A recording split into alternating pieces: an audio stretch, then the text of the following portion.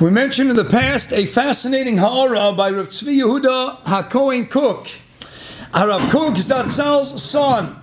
He mentioned the idea that, interestingly enough, when you look at Sefer Shmos, the second and the Chamisha Chumshei Torah, you find that two sedras are matched up. You have tandems of Parshiots in the following pattern. Shmos and Ve'era, of course, revolving around the actual Golus in Mitzrayim. Then that follows with Bo and Beshalach. Bo and Beshalach, of course, detailing the culmination of the Makkos and the Yetziah from Mitzrayim. Shmos and Ve'era, the Golus, Bo and Beshalach, the Yetziah. Yisro and Mishpatim details Matan Torah, Ve'ela Mishpatim, Vav, Mosef, Eila, Ala Rishonim, Eila Messinai, Ve'ela Messinai. And then you get to Tumah Tetzaveh. Tumah is the Asuli Mikdash Shechati B'Soicham. This is building the grand edifice called the Tabernacle and the holy sacred vessels contained therein. And Tetzaveh, you have a chelik of the Klei HaMikdash. That's why all the ideas of the Kohanim, they're included in the Rambam's Hilchas Klei HaMikdash. Kilo, those who are involved, who are part and parcel of the Avodas HaMishkan, those are the Kohanim, the inauguration, consecration process, detailed, of course, on the pages of Tetzaveh. Tumah and Tetzaveh go together. Vayaka B'Kudei, see in those pages the actualization, the materialization of everything that was commanded in the pages of Tumah and Tetzaveh. Now it reaches fruition in the culmination of Sefer Shmos of Vayaka B'Kudei. The one parsha that stands out is Ki Seesaw. What's Ki Seesaw doing all by itself? Teretz is Ki Seesaw is Chet HaEgel. That has no partner. That's an aberration. That deviates from the norm. That's out of the regular Masila HaYeshara. You have Shmos and Ve'era. You have Bo Meshalach. You have Yisro Mishpatim. Tumah and Tetzaveh. Vayakal and Pekudei. What's Ki Seesaw doing there? No partner. You bet it gets no partner, because that is the aberration. That is the aberrant behavior of Klal Yisrael deviating from the expected norm. That's Ki Seesaw. It's all by itself. All by itself. Perhaps the Feiner I like to present another approach after all. Rav Cook is focusing on the aspect of the Chet HaEgel. But Lamais, it's not called Ki Seesaw is Chet HaEgel. Yes, you could say in the world of Drush that Hagufa, even in the Parsha of Klai Yisrael sins, in the Chai of Kliya, even then, they'll never give up. Ki Seesaw is Rosh. It's in a Siyas Rosh. Avada Ki Seesaw and Avada warrants its own separate cheer. What is the correlation between Parsha's Ki Seesaw and Parsha Noso is Rosh? Ki Seesaw is Rosh, Noso is Rosh.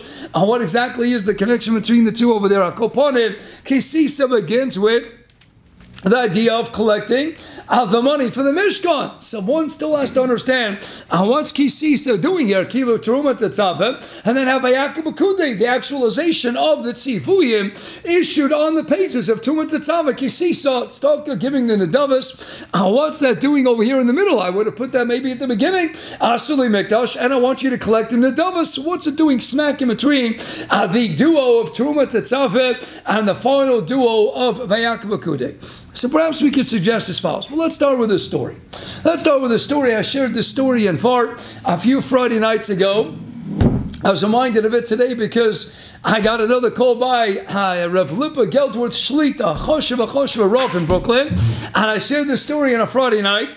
And I hadn't had the schus of quoting Rav Geldworth, even though he's a choshev moedik etam chacham.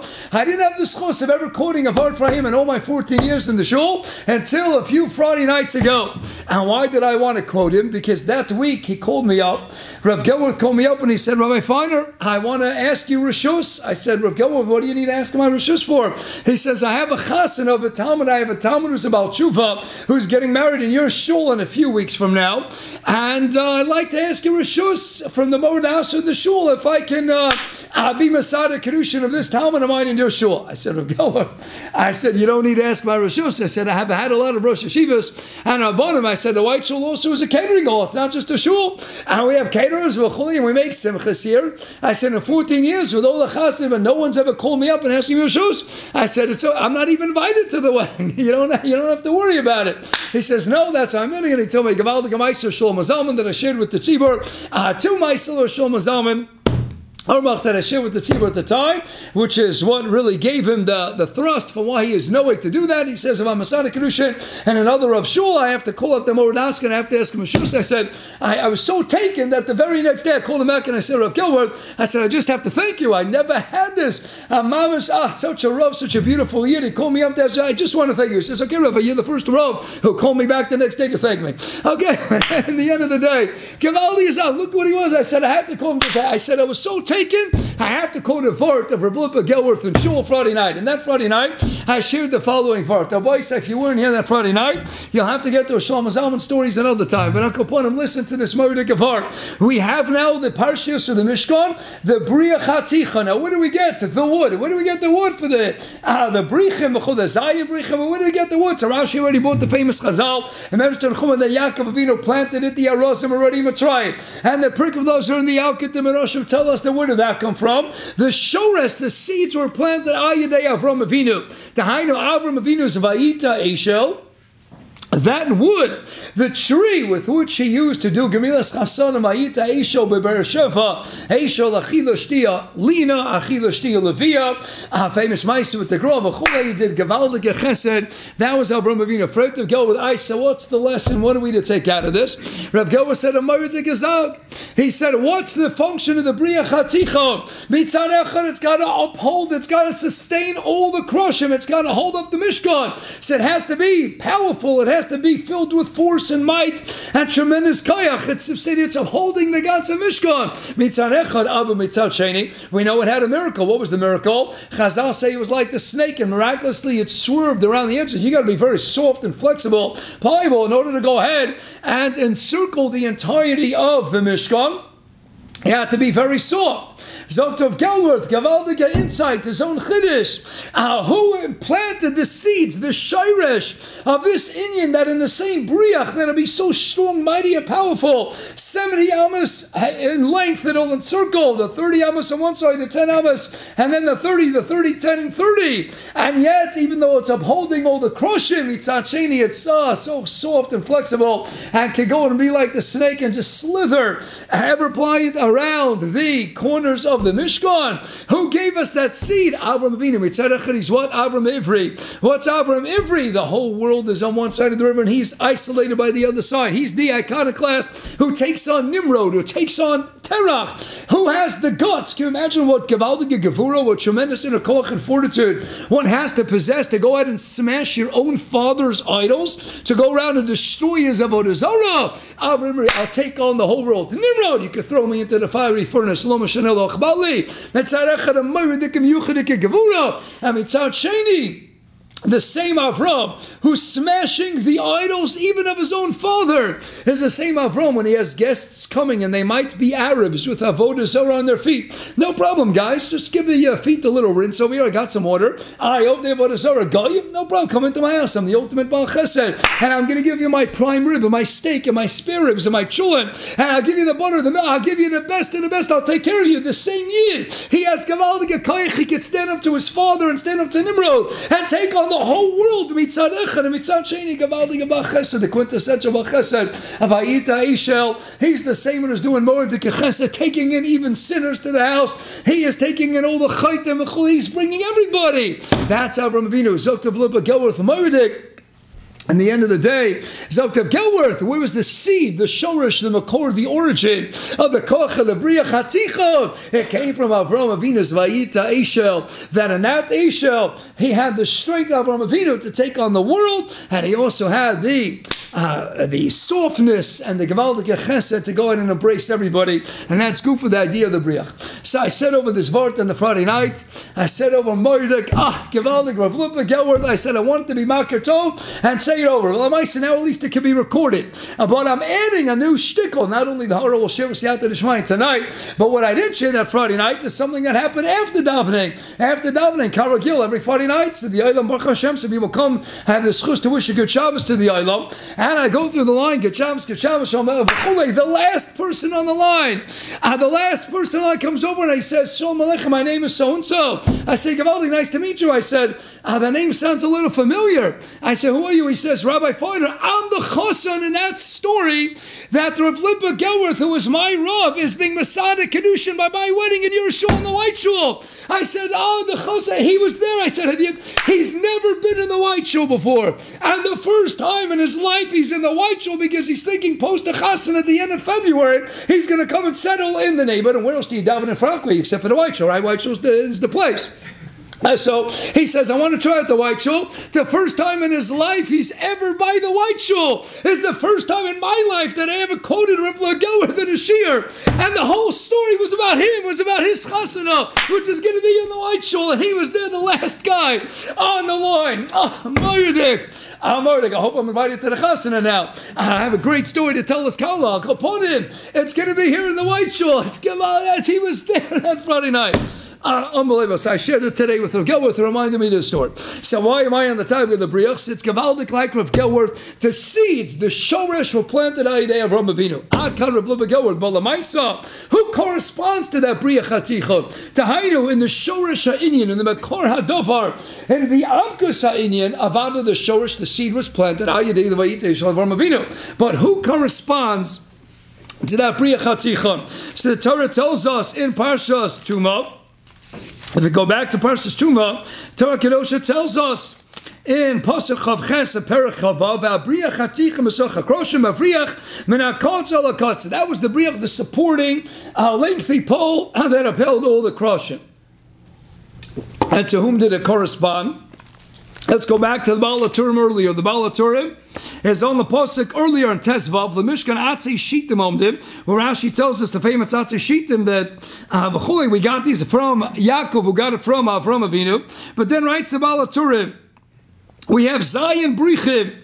There were 7 poles altogether. Keneged the Shiva Dairos from Avram on Moshe. So it's Gavaldik, the whole lineage of the Bri'ach. It starts from what? Avram Avinu, very geschmack. But it's Keneged what? The Shiva Roim. Keneged we have Sukkot and Beis and Beis. The Gemara says we have Shiva Roim, Maninu Shiva Roim. Who are the 7 shepherds? Dovid Be'emtza. Dovid HaMelech is in the middle. Adam Sheis Meseshelach Mimino to his right. Adam Sheis Meseshelach. And to the left, Avram, Yaakov, and Moshe. Smolo. In the Marsho says the Indian of Rome is to be a manik, to be a shepherd is to be a leader, and the ultimate leader was Dovid HaMelech. That's why he's in the middle. The one who brings leadership down to the world, that's Dovid, he is B'emtza. So writes the Baal HaTurim, Shiva Roim, Bri'ach HaTichon hu Dovid, Sukkot and Beis and Beis, Shem Avriach Chumas V'nakotze, he's the leader and he's the one. Chase all the nations in all the ways. Zok the Heilige Baal HaTurim, Dovid HaMelech corresponds to that middle Bri'ach. Adds Gavaldik Sefer, Likutei Masamche Lev. Targum Simnazio tells us on the Pasuk Chav Ches and Per Chavav, the length of the Bri'ach HaTichon was 70 amas, 30 on one side of the Mishkan, 30, and then 10. So he had 70 amas. Keneged the 70 years of Dovid HaMelech. Dovid HaMelech himself lived 70 years. Zohar and Chelak Aleph Tzadi Aleph Ames, he got the 70 years from Adam Rishon. He's the one until the Kapitel Tzadi Pusik Yud. So the Orach Alpi, the Baal HaTurim, that he corresponds to the Bri'ach HaTichon, it's Geshmak. He lived 70 years corresponding to the Bri'ach HaTichon, which has a length of 70 amos, but it gets even better. The Roshei Tevis of this posuk, Bri'ach HaTichon, V'socha Kroshim Avriach V'nakotze Lakotze. The posuk in Truma, Chav Chav Ches, that talks about the Bri'ach HaTichon. You add up the gematria of the Roshei Tevis, Vav Hey Beis Hey Mem Mem Hey Aleph and Hey, it yields gematria 109. Exactly gematria Dovid HaMelech. Over here you have encoded in Bri'ach HaTichon, V'socha Kroshim Avriach V'nakotze Lakotze. Gematria Roshei Tevis writes the Kuti Misam Chalevis, Gematria 109, Gematria Dovid HaMelech. And it gets even better than that. Bri'ach HaTichon is where Besocha Kroshim. Besoch is in the middle. He writes, what's the Sefer Berkasav? What's the Mismar Kotan of Besoch? Gematria Mismar Kotan 14, Gematria of Dovid HaMelech 14. Bri'ach HaTichon, Besoch, the one who's in the middle, and the one in the middle of the Zion Rome is Dovid HaMelech. That's Dovid 70, 109 and 109.